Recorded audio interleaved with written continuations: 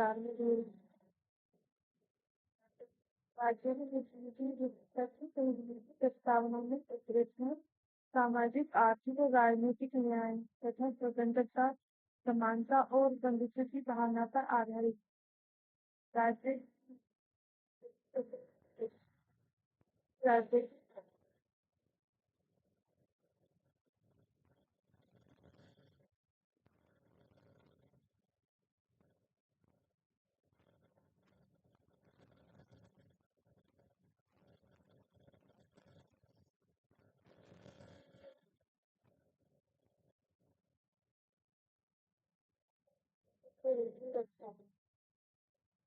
स्वतंत्र भारत में प्रत्येक व्यक्ति को मूल अधिकार प्रदान कर जहां यह व्यवस्था की गई कि प्रत्येक व्यक्ति का सर्वांगीण विकास उचित तरीके से हो, तो वही राज्य के नीति निर्देशक तत्वों को शामिल कर इस बात की भी व्यवस्था की गई कि राज्य को ऐसे आदर्शों को साधने की कोशिश भी करनी चाहिए जो सामाजिक न्याय के लिए वांछनीय है।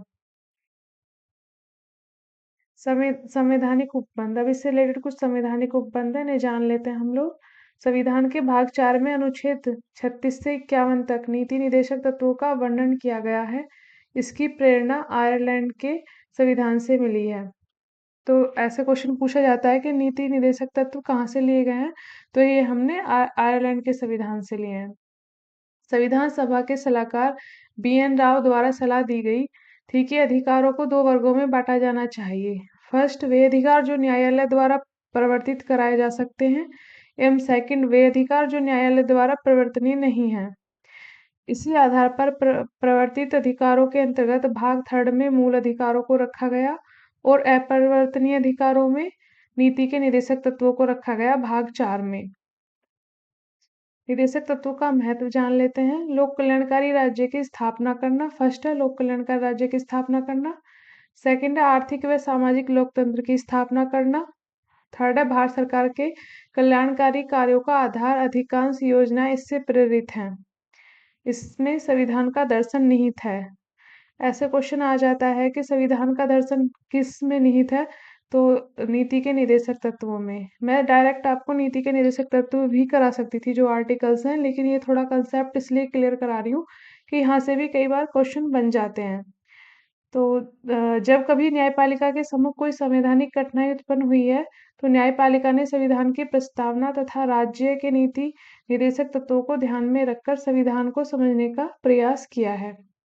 वर्तमान में उच्चतम न्यायालय के द्वारा जनहित याचिकाओं के अंतर्गत जीवन के अधिकार की विस्तृत व्याख्या की गई है और जीवन के अधिकार में आजीविका भी निर्देशक तत्वों में वर्णित है। विभिन्न विचारकों का राज्य के नीति निर्देशक तत्वों के संबंध में विचार, जैसे कि डॉक्टर अंबेडकर ने क्या कहा है, नीति के निर्देशक तत्वों को का बहुत बड़ा मूल्य है। ये डायरेक्ट ऐसे पूछ लेता है एग्जाम में कि नीति निर्देशक तत्वों का बहुत बड़ा मूल्य है, ये किसने कहा है? तो डॉक्टर भीमराव अंबेडकर ने कहा है ये। और ये भारतीय राज्य व्यवस्था के लक्ष्य आर्थिक लोकतंत्र को निर्धारित करते हैं, जैसे कि राजनीतिक लोकतंत्र में प्रकट होता है। फिर नेक्स्ट है ग्रेनविल ऑस्टिन ने कहा है निदेशक तत्व सामाजिक क्रांति के उद्देश्यों की प्राप्ति के माध्यम है। VN राव ने कहा है नीति निदेशक तत्वों का राज्य प्राधिकारियों के लिए शैक्षिक महत्व है। संविधान के भाग 4 में उल्लेखित नीति निदेशक तत्व अनुच्छेद 36 से 51 तक हैं। अब देख लेते हैं, इधर आर्टिकल दिया हुआ है और इधर उनमें जो विषय वस्तु दी है वो है। जैसे आर्टिकल 36 अनुच्छेद 36 में दिया है नीति निर्देशक तत्वों के संदर्भ में राज्य की परिभाषा। तो आर्टिकल 36 जो है वो राज्य की परिभाषा से संबंधित है। 37 में नीति निर्देशक तत्वों को न्यायालय द्वारा परिवर्तनीय न होते हुए भी देश के शासन में मूलभूत माना गया है तथा विधि बनाने में इन सिद्धांतों को लागू करना राज्य का कर्तव्य होगा। नेक्स्ट है आर्टिकल 38 का क्लोज फर्स्ट, राज्य लोक कल्याण की अभिवृद्धि के लिए सामाजिक व्यवस्था बनाएगा। राज्य ऐसी सामाजिक व्यवस्था करे जिसमें सामाजिक, आर्थिक और राजनीतिक न्याय राष्ट्रीय जीवन की सभी संस्थाओं को अनुप्रमाणित करे, भरसक प्रभावी रूप में स्थापना और संरक्षण करके लोक कल्याण की अभिवृद्धि का प्रयास करेगा। 38 के क्लोज टू में आय, प्रतिष्ठा, सुविधाओं तथा अवसरों की असमानताओं को समाप्त करने का प्रयास करना है। नेक्स्ट है आर्टिकल 39, राज्य द्वारा अनुसरणीय कुछ नीति तत्व। अब इसके सब क्लोज दिए हुए हैं आर्टिकल 39 के। तो कै में कहा है पुरुष और स्त्री सभी नागरिकों को आजीविका के पर्याप्त साधन प्राप्त करने का अधिकार। ख में है समुदाय के भौतिक संसाधनों का उचित वितरण एवं स्वामित्व। ग में है उत्पादन के साधनों का विकेंद्रीकरण। गह में है स्त्रियों में पुरुषों को समान कार्य के लिए समान वेतन। यहाँ से कई बार क्वेश्चन आया है, स्त्रियों व पुरुषों को समान कार्य के लिए समान वेतन, ये किस भाग में दिया गया है, मतलब मूल अधिकारों में है या फिर प्रस्तावना में है या नीति के निर्देशक तत्वों में है। तो इसका आंसर होगा नीति के निर्देशक तत्वों में, आर्टिकल 39 के तहत। नेक्स्ट है पुरुष और स्त्री कर्मकारों के स्वास्थ्य और शक्ति तथा बच्चों की सुकुमार अवस्था का दुरुपयोग न हो और आवश्यकता से विवश होकर नागरिकों को ऐसे रोजगारों में न जाना पड़े जो उनकी आयु या शक्ति के अनुकूल न हो।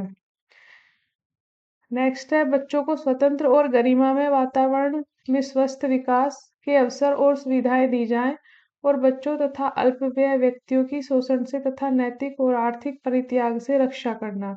यह 42वें संविधान संशोधन अधिनियम 1976 द्वारा जोड़ा गया है। नेक्स्ट है 39 का क्या है, समान अवसर के आधार पर न्याय देना व निःशुल्क कानूनी सहायता उपलब्ध कराना ताकि गरीबों को अन्याय का शिकार न होना पड़े। यह भी 42वें संविधान संशोधन अधिनियम 1976 के द्वारा शामिल किया गया है। नेक्स्ट है हमारा आर्टिकल 40, ग्राम पंचायतों का संगठन करना तथा उन्हें स्वायत्त शासन की इकाइयों के रूप में कार्य करने हेतु शक्तियों व प्राधिकार देना। यह भी अनगिनत बार क्वेश्चन आया है आर्टिकल 40। नेक्स्ट है हमारा आर्टिकल 41, कुछ दशाओं में विशेषतः बुढ़ापे, बेरोजगारी, बीमारी, अशक्तता आदि की दशा में काम, शिक्षा और लोक सहायता पाने का अधिकार सुनिश्चित करने के लिए राज्य प्रभावों का प्रावधान करेगा। मैं इसे थोड़ी सिंपल लैंग्वेज में भी बना के ला सकती थी पीडीएफ में, लेकिन मैं ये लैंग्वेज इसलिए लेकर आई हूँ कि जब क्वेश्चन में इस तरह की लैंग्वेज यूज करता है तो फिर हमें थोड़ा कंफ्यूजन होता है। शुरू से ही इस तरह से पढ़ेंगे तो हमें क्लियरिटी ज़्यादा आएगी एंड क्वेश्चन को समझने में। जो लैंग्वेज है ओरिजिनल, मतलब पॉलिटी की लैंग्वेज थोड़ी सी तो हार्ड है, मतलब लगता है कि क्या लिखा है, हिंदी में तो खासकर, इंग्लिश में तो फिर भी समझ में आ जाती है। तो इसलिए मैं ये भारी भरकम शब्द जो हैं वो ही लेके आई हूँ। तो आर्टिकल 42, कार्य की न्याय संगत और मानवीय दशाओं का तथा मातृत्व सुरक्षा हेतु सहायता का उपबंध। 43 है कर्मचारियों को निर्वाह मजदूरी व कुटीर उद्योगों का विकास। 43 क्या है, उद्योगों के प्रबंध में मजदूरों की भागीदारी के लिए उपयुक्त विधान बनाना। जैसे 42वें संविधान संशोधन अधिनियम 1976 के द्वारा जोड़ा गया है ये भी। फिर हमारा 43 का है सहकारी समितियों का उन्नयन 97वां संविधान संशोधन अधिनियम 2011 के द्वारा। इससे भी बहुत बार क्वेश्चन बना है। और इससे भी 44 से भी नागरिकों के लिए एक समान नागरिक संहिता लागू करने का प्रयास करना, जो कि भी तब गोवा में थी, एक ही था, अब तो उत्तराखंड और एक दो राज्यों में और भी हो गई है। उत्तराखंड में समान नागरिक संहिता लागू की है अभी शायद से पिछले साल। आर्टिकल 45 है 6 वर्ष से कम आयु के बच्चों को शिक्षा तथा उनकी देखभाल। यह 86वां संविधान संशोधन अधिनियम 2002 द्वारा जोड़ा गया।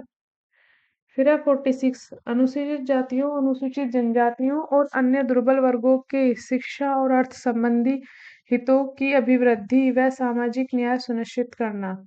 आर्टिकल 46 में है। और 47 है लोगों के पोषाहार स्तर व जीवन स्तर को ऊंचा करने तथा लोक स्वास्थ्य के सुधार को प्राथमिक कर्तव्य मानना तथा मादक पेयों व हानिकारक नशीले पदार्थों के सेवन का प्रतिषेध करने का प्रयास करना। नेक्स्ट है 48, कृषि तथा पशुपालन का संगठन आधुनिक वैज्ञानिक प्रणालियों के अनुसार करना तथा गायों, बछड़ों व अन्य दुधारू वाहक पशुओं की नस्लों का परिरक्षण और सुधार करना व उनके वध का प्रतिषेध करने के लिए कदम उठाना। यह हमें आर्टिकल के इसको छोटे-छोटे उसमें भी जैसे कृषि तथा पशुपालन का संगठन बस इतना दे देते हैं कई बार पढ़ाते टाइम पीडीएफ में।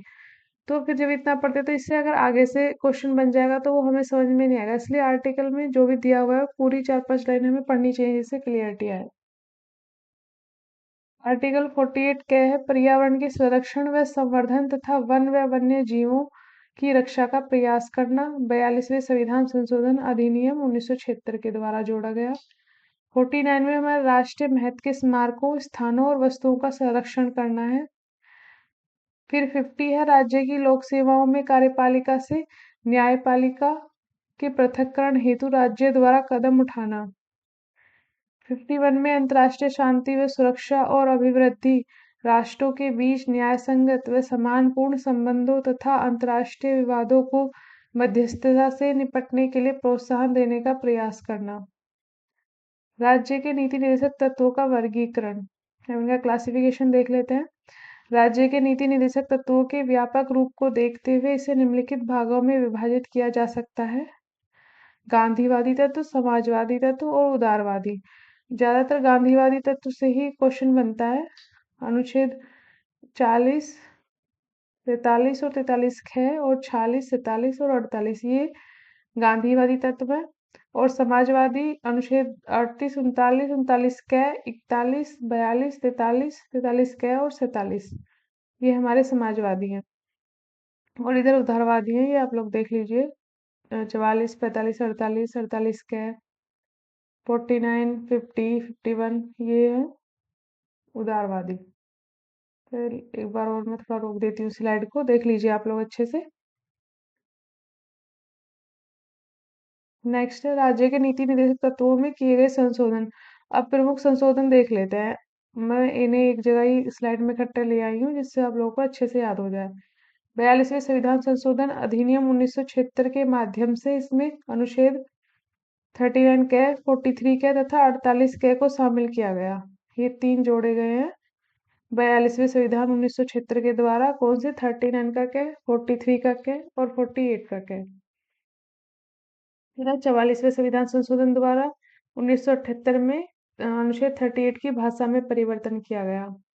फिर अनुच्छेद 45 में उल्लेख है राज्य प्रारंभिक शैशव की देखरेख और सभी बच्चों को उस समय तक जब तक कि वे 6 वर्ष की आयु पूर्ण न कर लें शिक्षा प्रदान करने के लिए प्रयास करेगा। यह 86वें संविधान संशोधन अधिनियम 2002 के द्वारा धारा 3 द्वारा 1 अप्रैल 2010 से प्रतिस्थापित किया गया। फिर 97वें संविधान संशोधन अधिनियम 2011 के माध्यम से अनुच्छेद 43 है यह सहकारी समिति शब्द को जोड़ा गया। संविधान के अन्य भागों में उल्लेखित निदेशक तत्व।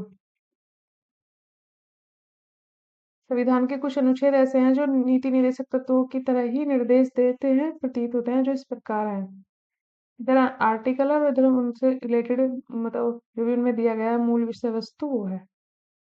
335 से बताता है हमें आर्टिकल 335 संघ या राज्य के कार्यों से संबंधित सेवाओं और अधीन पदों की नियुक्तियों में अनुसूचित जातियों और अनुसूचित जनजातियों के दावों का प्रशासन की दक्षता बनाए रखने की संगति के अनुसार ध्यान रखना।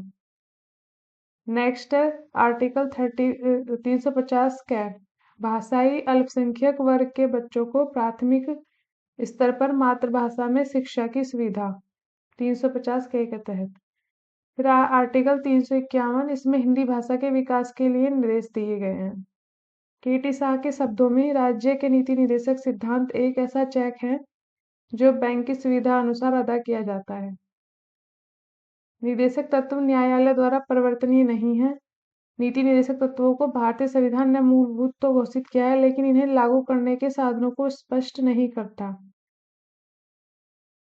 अब आर्टिकल है इधर और इधर इनसे संबंधित कुछ व्यवहारिक योजनाएं और कार्य हैं।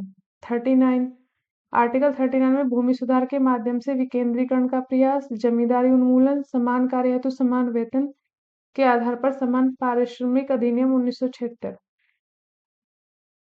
फिर आर्टिकल 40 संविधान के 73वें व 74वें संशोधन अधिनियम द्वारा स्थानीय निकायों में प्रयोग। फिर आर्टिकल 41 औद्योगिक विवाद अधिनियम, न्यूनतम मजदूरी अधिनियम, मनरेगा योजना, दिव्यांगों हेतु आरक्षण, वृद्धों हेतु पेंशन योजना और मातृत्व सुरक्षा योजना आदि। फिर आर्टिकल 45 86वें संविधान संशोधन अधिनियम 2002 द्वारा अनुच्छेद 45 की विषय वस्तु को बदलते हुए अनुच्छेद 21 के अंतर्गत 6 से 14 वर्ष की आयु तक के सभी बच्चों को निःशुल्क और अनिवार्य शिक्षा का प्रावधान किया गया, अर्थात मूल अधिकार के अंतर्गत लाया गया। नेक्स्ट है आर्टिकल 46 अनुसूचित जाति व अनुसूचित जनजाति हेतु शिक्षा संस्थाओं में लोक नियोजन आदि में छूट। फिर है 48 का बाघ परियोजना, हाथी परियोजना, वन्य जीव संरक्षण अधिनियम 1972, राष्ट्रीय वन नीति 1988। 49 आर्टिकल 49 राष्ट्रीय महत्व के स्मारकों के संरक्षण हेतु या पर्यटन को बढ़ावा देने हेतु विभिन्न योजनाएं। फिर आर्टिकल 51 पंचशील समझौता गुटनिरपेक्ष आंदोलन की स्थापना आदि। मूल अधिकार व राज्य के नीति निर्देशक तत्वों में कुछ अंतर देख लेते हैं। इधर है मूल अधिकार और ये राज्य के नीति निर्देशक तत्व। तो पहला अंतर तो यह संविधान के भाग 3 में है, अनुच्छेद 12 से 35 तक उल्लेखित है मूल अधिकार, और राज्य के नीति निर्देशक तत्व भाग 4 में 36 से 51 तक है। सेकंड है, यह व्यक्तियों को दिया गया अधिकार है और यह राज्यों को सौंपे गए कुछ दायित्व है, जिसके माध्यम से राज्य सुशासन की स्थापना और लोक कल्याण सुनिश्चित कर सके। थर्ड है, न्यायालय द्वारा प्रवर्तनीय है, इसमें राजनीतिक लोकतंत्र का आदर्श निहित है, और ये अपरिवर्तनीय है नीति निर्देशक तत्व, इसमें सामाजिक व आर्थिक लोकतंत्र का आदर्श निहित है। फोर्थ है हमारा, मूल अधिकारों का स्वरूप सामान्यतः नकारात्मक है, जो मूल अधिकार है वो नकारात्मक है और निर्देशक तत्व सकारात्मक है। मूल अधिकारों के क्रियान्वयन हेतु अनेक युक्तियुक्त सीमाएं हैं, परंतु जो निर्देशक तत्व है इन पे कोई सीमाएं नहीं है। आप कुछ PYQs देख लेते हैं जिससे आपका कंसेप्ट जो पढ़ा है उसमें उसमें भी क्लियरिटी आए और अच्छे से याद हो जाए आप लोगों को। तो फर्स्ट क्वेश्चन है, ये सब PYQs है जो कुछ RO में या फिर IS में PCS में जो भी पूछे गए हैं अभी तक। भारत के संविधान का कौन सा भाग कल्याणकारी राज्य के आदर्श की घोषणा करता है? तो बताइए आप लोग। राज्य की नीति निर्देशक तत्व, सेकंड है मूल अधिकार, थर्ड है उद्देशिका और डी है 7वीं अनुसूची। तो जो इसका आंसर है वो राज्य के नीति निर्देशक तत्व है, ऑप्शन ए। सेकंड है, भारत के संविधान के भाग 4 में अंतर्विष्ट प्रावधानों के संदर्भ में निम्नलिखित कथनों में से कौन सा सही है? वे न्यायालय द्वारा प्रवर्तनीय होंगे, वे किसी भी न्यायालय द्वारा प्रवर्तनीय नहीं होंगे, इन्हें भाग में अधिकथित सिद्धांत राज्य के द्वारा कानून बनाने को प्रभावित करेंगे, नीचे दिए गए कूटों में से बताइए। तो इसका आंसर ऑप्शन डी 2 और 3। 2 और 3 ये किसी भी न्यायालय द्वारा प्रवर्तनीय नहीं होंगे और इसमें इस भाग में अधिकथित सिद्धांत राज्य के द्वारा कानून बनाने को प्रभावित करेंगे। नेक्स्ट क्वेश्चन है, भारत में न्यायपालिका का कार्यपालिका से पृथक्करण किससे व्यादेशित है? तो ऑप्शन ए है संविधान की उद्देशिका द्वारा, बी है राज्य की नीति निर्देशक तत्वों द्वारा, सी 7वीं अनुसूची द्वारा और डी है परंपरागत व्यवहार द्वारा। तो इसका आंसर होगा ऑप्शन बी, राज्य के नीति निर्देशक तत्वों द्वारा। नेक्स्ट क्वेश्चन है, निम्नलिखित कथनों पर विचार कीजिए। फर्स्ट है, अनुच्छेद 44 में समान नागरिक संहिता के बारे में प्रावधान है। सेकंड है, अनुच्छेद 40 के केवल नगरीय निकायों के प्रशासन की बात की गई है। तो इसमें ऑप्शन बी ठीक है, केवल 2, क्योंकि इसमें यहाँ देखिए आप लोग असत्य पूछा है ना कि सत्य, तो इसलिए ये वाला क्वेश्चन हमारा गलत हो जाएगा और ये सही है, अनुच्छेद 44 में समान नागरिक संहिता की बात की गई है। अब नेक्स्ट क्वेश्चन देखते हैं, निम्नलिखित में से किस अनुच्छेद का व्यवहारिक रूपांतरण नीति निर्माण में राष्ट्रीय स्तर पर अभी तक नहीं किया गया है? अनुच्छेद 40, अनुच्छेद 42, अनुच्छेद 47 या फिर अनुच्छेद 44? तो इसका ऑप्शन डी, अनुच्छेद 44। नेक्स्ट क्वेश्चन है, हाल ही में 3 तलाक मुद्दे को लेकर भारतीय संविधान में वर्णित नीति निर्देशक तत्वों के किस अनुच्छेद के राष्ट्रीय स्तर पर व्यवहारिक प्रयोग की बात जोरों पर है? अनुच्छेद 42, 44, 40 या फिर 47? तो इसका आंसर होगा ऑप्शन बी, अनुच्छेद 44। नेक्स्ट है, कुटीर उद्योग के विकास संबंधी सलाह किस अनुच्छेद के तहत है? अनुच्छेद 42, 43, 44, 45। तो इसका आंसर होगा ऑप्शन बी, अनुच्छेद 43। नेक्स्ट क्वेश्चन है, निम्नलिखित कथनों पर विचार कीजिए। भारत के संविधान के संदर्भ में राज्य के नीति निर्देशक तत्व। फर्स्ट है, विधायिका के कृत्यों पर निर्बंधन करते हैं। सेकंड है, कार्यपालिका के कृत्यों पर निर्बंधन करते हैं। इसका आंसर है ऑप्शन डी, न तो एक और न ही डी, इसमें दोनों ही गलत दिए हुए हैं। नेक्स्ट क्वेश्चन, निम्नलिखित में से किस राज्य में समान नागरिक संहिता लागू है? तो गोवा में, उस टाइम पे सिर्फ गोवा में थी, अब तो उत्तराखंड में भी है। निम्नलिखित कथनों पर विचार कीजिए। नेक्स्ट क्वेश्चन है, फर्स्ट है, मूल संविधान में कुल 10 निदेशक तत्व हैं। सेकंड है, संविधान के भाग 4 में अनुच्छेद 36 से 51 तक नीति निर्देशक तत्वों का उल्लेख है। थर्ड है, अनुच्छेद 38 में 44वें संविधान संशोधन द्वारा भाषा में परिवर्तन किया गया है। फोर्थ है, 86वें संविधान संशोधन अधिनियम 2001 द्वारा 6 वर्ष से कम आयु के बच्चों की शिक्षा व देखभाल का प्रावधान निहित है। तो इसका आंसर है ऑप्शन सी, 1 और 4।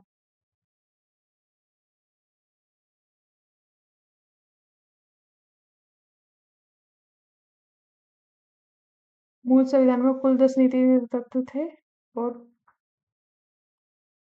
ये क्योंकि इसमें सत्य पूछा है, तो 1 और 4 हमारा गलत है, 2 और 3 सही है। नेक्स्ट क्वेश्चन है, संविधान के 42वें संशोधन द्वारा निम्नलिखित में से कौन सा सिद्धांत राज्य के नीति निर्देशक तत्वों में जोड़ा गया? पुरुष और स्त्री दोनों के लिए समान कार्य का समान वेतन, औद्योगिक प्रबंधन में कामगारों की सहभागिता, सी है काम शिक्षा और सार्वजनिक सहायता पाने का अधिकार, ऑप्शन डी है श्रमिकों के लिए निर्वाह योग्य वेतन एवं काम की मानवीय दशाएं सुरक्षित करना। तो इसका आंसर ऑप्शन बी, उद्योगों के प्रबंधन में कामगारों की सहभागिता। नेक्स्ट क्वेश्चन है, किस संशोधन द्वारा नीति निर्देशक तत्वों को मूल अधिकारों के अनुच्छेद 14, 19, 31 पर वरीयता दी गई है? तो इसका आंसर है ऑप्शन ए, अनुच्छेद अनुच्छेद 42। नेक्स्ट है, राज्य के नीति निर्देशक तत्वों के बारे में निम्नलिखित कथनों पर विचार कीजिए। ये तत्व देश के सामाजिक आर्थिक लोकतंत्र की व्याख्या करते हैं। सेकंड है, इन तत्वों में अंतर्विष्ट उपबंध किसी न्यायालय द्वारा प्रवर्तित नहीं है। तो इनमें सत्य है, ये दोनों ही सही है, ऑप्शन सी, 1 और 2 दोनों। नेक्स्ट नीति निर्देशक सिद्धांत हैं, वाद योग्य, राज्यों को प्राप्त अधिकार, सी वाद योग्य नहीं, इनमें से कोई नहीं, तो ये वाद योग्य नहीं है, ऑप्शन सी। सूची फर्स्ट को सूची सेकंड से मिलाइए। नेक्स्ट क्वेश्चन है, अनुच्छेद 40 में ग्राम पंचायतों का संगठन है, ये सही है। अनुच्छेद 41 में काम करने का अधिकार है, बिल्कुल सही। अनुच्छेद 44 में समान नागरिक संहिता है, और अनुच्छेद 48 में कृषि एवं पशुपालन का संगठन है। तो ये सब सही दिए हुए हैं, सब सम्मिलित है। नेक्स्ट क्वेश्चन है, राज्य के नीति निर्देशक तत्वों में निम्नलिखित अनुच्छेदों में से कौन सा अंतर्राष्ट्रीय शांति और सुरक्षा के संवर्धन से संबंधित है? तो आप लोगों को बताइए, ये ऑप्शन ए होगा 51, आर्टिकल 51। नेक्स्ट है, संविधान निम्न में से किसके शोषण के विरुद्ध अधिकार स्वीकृत करता है? बच्चों के, स्त्रियों के, यस, दलितों के और जनजातियों की। तो इनमें से जो आंसर हो जाएगा ऑप्शन सी है, दलितों के नहीं करता है, जनजातियों के करता है। नेक्स्ट क्वेश्चन है, भारत के संविधान में अंतरराष्ट्रीय शांति और सुरक्षा की अभिवृद्धि का उल्लेख है? संविधान की उद्देशिका में, राज्य के नीति निर्देशक तत्वों में, मूल कर्तव्यों में, या 9वीं अनुसूची में? तो इसका आंसर ऑप्शन बी होगा, राज्य के नीति निर्देशक तत्वों में। नेक्स्ट है, निम्नलिखित में से कौन एक राज्य के नीति निर्देशक सिद्धांतों का उद्देश्य नहीं है? एक कल्याणकारी राज्य की स्थापना करना, ये तो है। सामाजिक आर्थिक न्याय सुनिश्चित करना, ये भी है। एक धार्मिक राज्य की स्थापना करना, ये नहीं है, ऑप्शन सी। इसका आंसर होगा ऑप्शन सी। नेक्स्ट है, भारत के संविधान के अनुसार निम्नलिखित में से कौन से देश के शासन के लिए आधारभूत है? मूल अधिकार, मूल कर्तव्य, तो यही होगा ऑप्शन बी, राज्य के नीति निर्देशक तत्व मूल।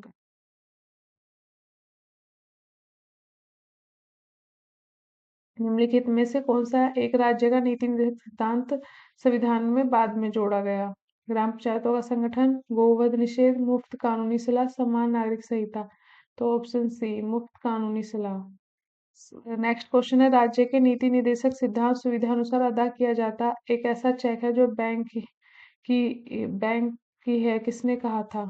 जो बैंक की है, बी आर अम्बेडकर ने, के एम मुंशी ने, डॉक्टर राजेंद्र प्रसाद ने, के टी शाह ने। तो ये के टी शाह ने कहा था, ऊपर अभी बताया भी था मैंने आप लोगों को।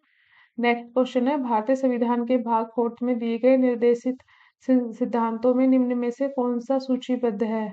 समान कार्य के लिए समान वेतन, समान नागरिक संहिता, छोटे परिवार का मानदंड, प्राथमिक स्तर पर मातृभाषा में शिक्षा। तो इसका आंसर है ऑप्शन बी, फर्स्ट और सेकंड।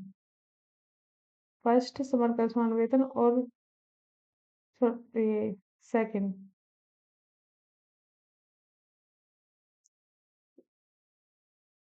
नेक्स्ट क्वेश्चन है, सामाजिक समानता से क्या अभिप्राय है? प्रत्येक व्यक्ति को अपनी हैसियत के अनुसार कृत्य करने चाहिए, विद्यमान सामाजिक व्यवस्था में रूपांतरण के कोई प्रयास नहीं किए जाने चाहिए। इसका आंसर है ऑप्शन सी, ऐसी स्थिति जिसमें जाति, मूल वंश या धर्म के कारण कोई भी व्यक्ति अन्य व्यक्तियों के सापेक्ष हीनता से पीड़ित न हो। नेक्स्ट क्वेश्चन है, भारत के संविधान के अनुच्छेद 44 में दी गई समान नागरिक संहिता के बारे में निम्नलिखित में से कौन सा कथन सही नहीं है?